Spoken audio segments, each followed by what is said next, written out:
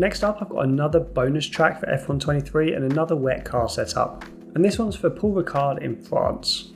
Now, much like China, this has one corner in particular which really limits how low you can go with the rear stability, and that's turn 6.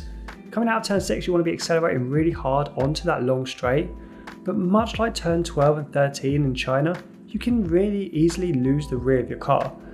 So in the rain, we need to tailor our car setup for rear stability.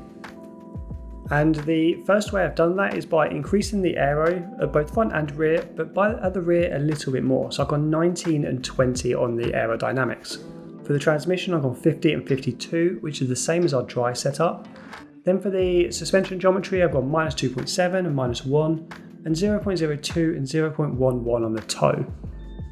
For the suspension, I've gone 20 and 7, and I've kept the inverted anti-roll bar setup from our dry setup for France, as it works really well again.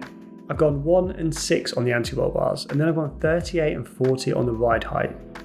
For the brakes, I've gone with our normal approach, 95% pressure, 55% brake bias. And then for the tyres, I've gone 22.9 and 20.3 on the rears, which is pretty similar to our dry setup, just a little bit less. This circuit is so unique in its layout and some of the braking zones, but much like Portugal, it's incredibly fun to race around in the wet as well as the dry. Let me know in the comments below how you find this car setup, and until next time, I will see you guys on track.